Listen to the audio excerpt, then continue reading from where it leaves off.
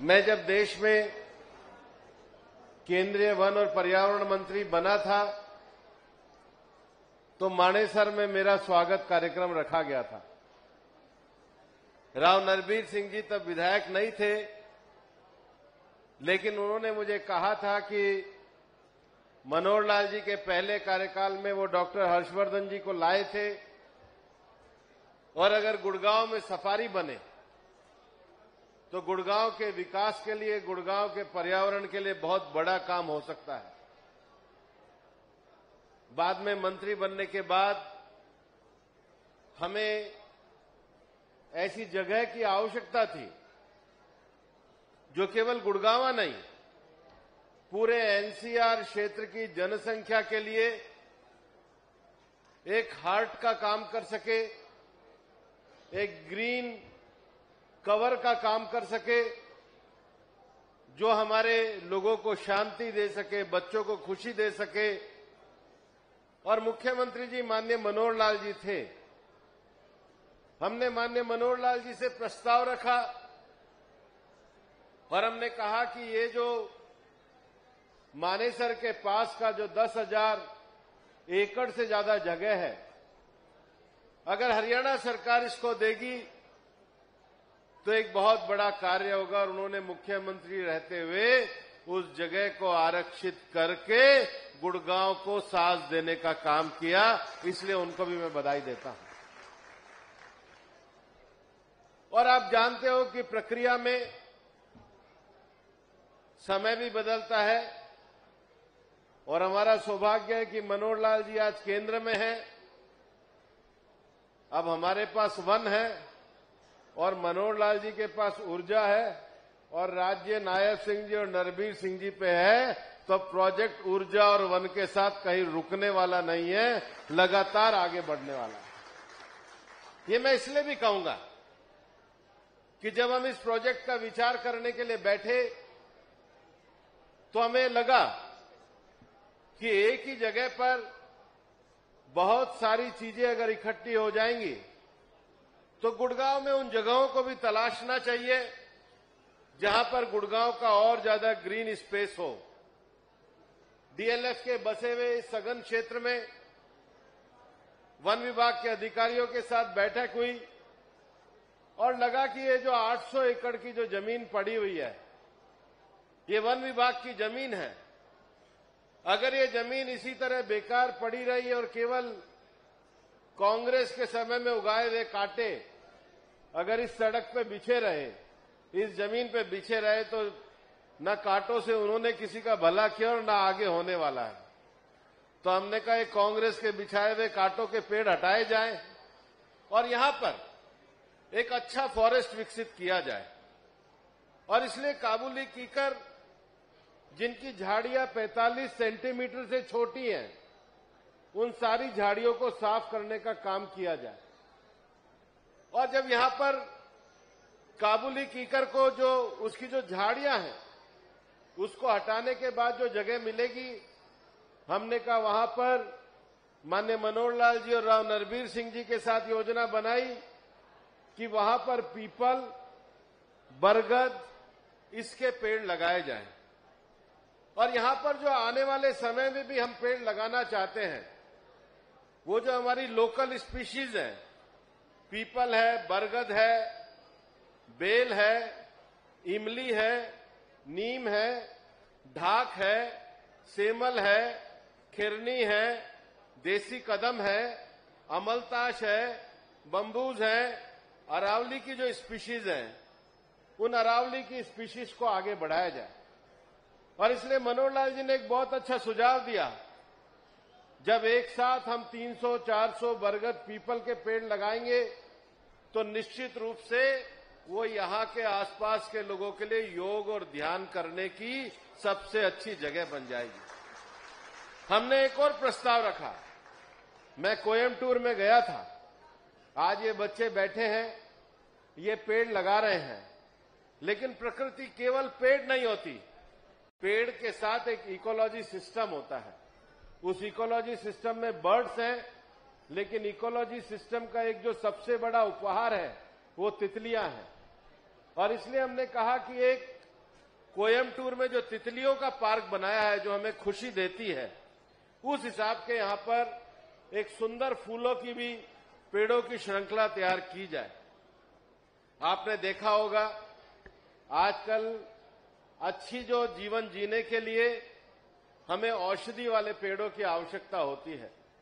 सामान्यतः लोगों को पता ही नहीं होता है कि एलोवेरा से लेकर के, तुलसी से लेकर के जितने हमारे औषधीय पौधे होते हैं, और हमने तो अलवर में एक ऐसी जगह बनाई है जहां औषधीय पौधे लगाकर 10वीं 11वीं के बच्चे कम से कम वहां पर एक अपना गाइडेड टूर करें, ताकि उनको पता लगे कि ये पौधे औषधीय पौधे होते हैं जो अल्टरनेटिव मेडिसिन के लिए काम आते हैं। उसी के साथ कैक्टस के पेड़, क्योंकि ये पहाड़ी इलाका है, उसी के साथ यहां पर बटरफ्लाई पार्क के साथ साथ एक सुंदर नैसर्गिक घूमने की जगह होगी। और यहां पर फिर जो जंगल का इलाका जब बहुत सुंदर बनेगा तो गाड़ियां भी रोकी जाएंगी, तो गाड़ियों के लिए पार्किंग अभी से बन जाए। और ये 800 एकड़ की जो जगह है, यहां पर हमने मातृवन के नाम से शुरू करी है। प्रधानमंत्री जी पिछले 2 साल से लगातार, हमारा सौभाग्य है कि अरावली के क्षेत्र में दिल्ली में वृक्षारोपण का कार्य कर रहे हैं। और इस बार प्रधानमंत्री जी ने जब बड़ का पेड़ लगाया तो हम लोगों ने ये तय किया कि दिल्ली, हरियाणा, राजस्थान और गुजरात में फैली हुई है जो हमारी अरावली पर्वत श्रृंखला है, इसमें ग्रीन अरावली का काम किया जाए। और हमने हर जिले में एक अरावली की जो लोकल स्पीशीज है, क्योंकि मैं नहीं चाहता कि वो स्पीशीज लगे जो बाहर की हो, जो लोकल स्पीशीज हैं, वो लोकल स्पीशीज के लिए 29 के 29 जिले पूरे हरियाणा, राजस्थान, दिल्ली और गुजरात में जो आते हैं, इन 4 और 5 राज्यों के सभी जिलों में हम आइडियल नर्सरी विकसित करने जा रहे हैं। और अभी 29 जुलाई को जब हमने इंटरनेशनल टाइगर डे मनाया तो ऐसे 3 जिलों की तो नर्सरियों की शुरुआत हमने कर दी है। और ये जो ग्रीन अरावली बनाने का काम आज राव नरबीर सिंह जी ने यहाँ गुड़गांव में शुरू किया है, मैं आपको भी बधाई देना चाहता हूं, क्योंकि प्रकृति की सेवा सबसे बड़ी सेवा है। मित्रों, प्रधानमंत्री जी ने 2 बड़े अभियान पूरे देश को दिए हैं। पहला अभियान है एक पेड़ मां के नाम। आप ये मान के चलो, आप और हम पे और ये बच्चे सब आज इस बात को माने कि धरती पर सबसे बड़ा एहसान अगर हमारे ऊपर किसी का है तो हमारी मां का है। मां ने हमको ये धरती पे जन्म दिया, और जन्म ही नहीं दिया। आप कल्पना करो, आप जब 3-4 साल की उम्र के थे, आपको खाना, आपका सोना, आपकी नींद, आपकी तबीयत बिना आपके बातों को जाने, आपके भाव से, आपके चेहरे से पढ़कर वो मां थी जो आपकी सेवा करती थी। और धरती पे जब आप बड़े हुए, आप कितनी बड़ी फैक्ट्रियां बना लो, आप कितने बड़े वाहन बना लो, आप कितनी बड़ी बिल्डिंग बना लो, लेकिन आप फैक्ट्री में गेहूं पैदा नहीं कर सकते। गेहूं तो धरती मां से ही पैदा हो सकता है। आप फैक्ट्री में फल नहीं बना सकते, फल तो धरती मां ही दे सकती है। आप कितना ही बड़ी चीज कर लो, लेकिन कोई भी दुनिया की मेडिसिन की पद्धति हो, चाहे एलोपैथी हो, चाहे आयुर्वेदी हो, चाहे होम्योपैथी हो, चाहे यूनानी हो, जितनी भी दवाई बनती है उसका लास्ट सोर्स नेचर से ही आता है। आज आपको ये जो बिजली मिल रही है, जिसके कारण ये आप जिंदा हो, चाहे पानी से बिजली बने, चाहे यूरेनियम से बिजली बने, चाहे कोयले से बिजली बने, चाहे किसी से बने, बिजली का लास्ट सोर्स ये नेचर से ही आता है। और जितना भी आज दुनिया में आप ऑयल देखते हैं, फूड प्रोसेसिंग करके आप ऑयल बना सकते हैं, लेकिन लास्ट सोर्स नेचर से आता है। और दुनिया में किसी भी स्पीशीज को कॉस्मेटिक की जरूरत नहीं होती, ये मनुष्य को होती है, और उसका भी जो लास्ट सोर्स है वो नेचर ही होता है। तो जब नेचर हमको इतना प्रोटेक्ट करता है, तो हम नेचर पे अपनी कृतज्ञता, अपना धन्यवाद कैसे दे सकते हैं। आप एक बात देखिए, अभी राव नरबीर सिंह जी कह रहे थे हमारे AQI का स्तर इतना खराब हो रहा है।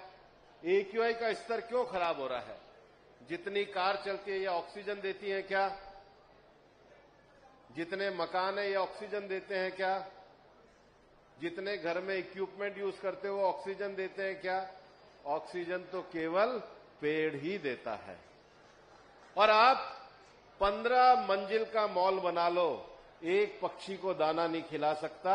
एक बरगद का पेड़ लगा दो, 50 पक्षियों की चहचहाट आपको बरगद के ऊपर नजर आने लग जाएगी। ये पेड़ इतना बड़ा हमारा इकोसिस्टम है और इस इकोसिस्टम को हम भूल रहे हैं।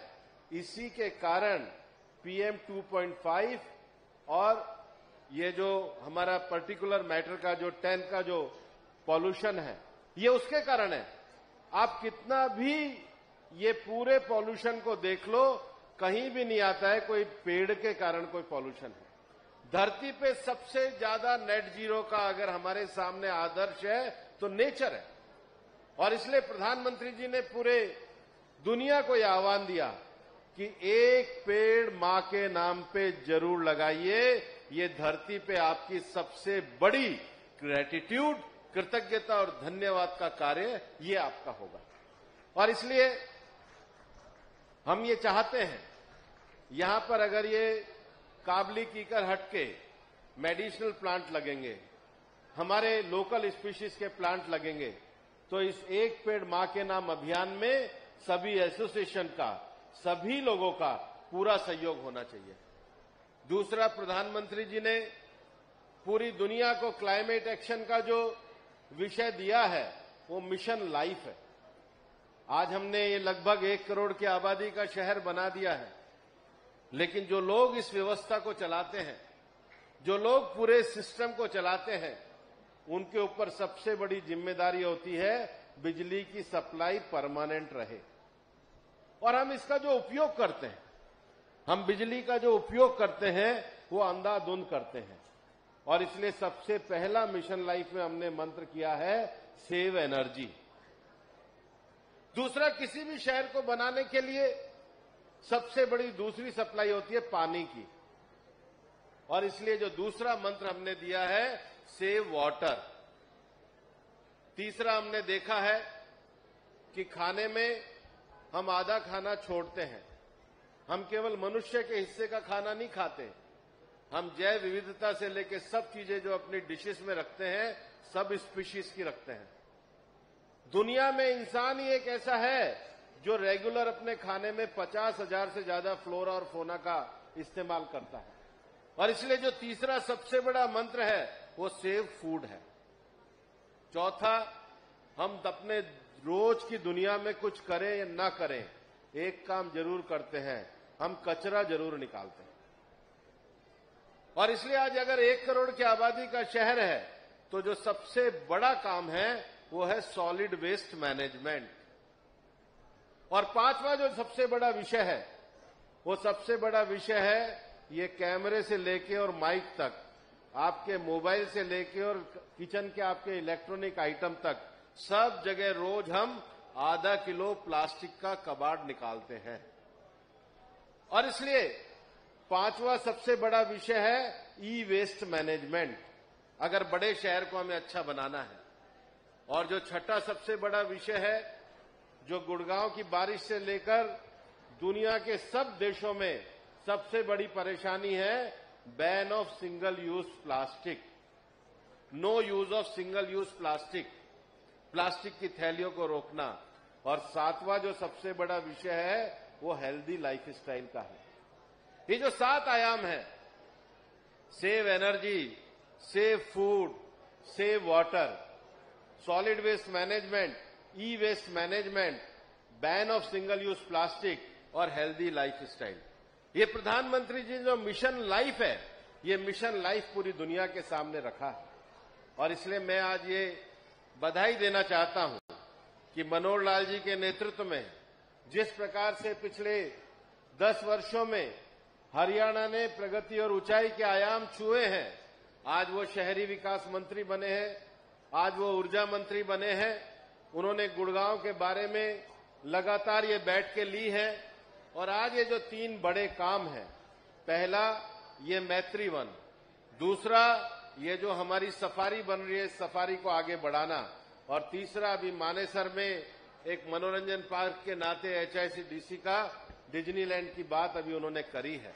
मैं दोनों मंत्रियों को बधाई, एक तो मनोहर जी हमारे मंत्री केंद्र से, और राव नरबीर सिंह जी को कि पर्यावरण मंत्री के रूप में उन्होंने काम किया है। मैं तो राव नरबीर सिंह जी को आह्वान करना चाहूंगा और कहना चाहूंगा कि लोगों को ये पता होना चाहिए, राव नरबीर सिंह रविवार की सुबह कहाँ मिलेंगे, तो जहां गुड़गांव में हरा भरा करने के लोग इकट्ठे होंगे वहां पर सबसे आगे खड़े हुए राव नरबीर सिंह पाएंगे। और इसलिए ये मैं सच कह रहा हूं राव साहब, अगर आपने संडे को मॉर्निंग वॉक गुड़गांव में ग्रीन करने के लिए तय किया तो ये जो बच्चे हैं ना, ये 50 साल बाद भी याद रखेंगे कि ये गुड़गांव को ग्रीन करने वाला कौन था, तो राव नरबीर सिंह। और इसलिए मिलेनियम सिटी अगर गुड़गांव हमको बनानी है तो मिलेनियम सिटी के आज सारे आयामों को गुड़गांव छू रहा है। आज दुनिया भर में सबसे पहले गुड़गांव का नक्शा दिखता है, लेकिन गुड़गांव इंदौर की तरह सबसे साफ हो, गुड़गांव सबसे ग्रीन सिटी हो, गुड़गांव मिशन लाइफ की आइडियल सिटी हो, गुड़गांव में केवल समृद्धि ना हो, लोगों के चेहरों में और लोगों के जीवन में हैप्पीनेस इंडेक्स भी आए, और वो केवल नेचर ला सकती है।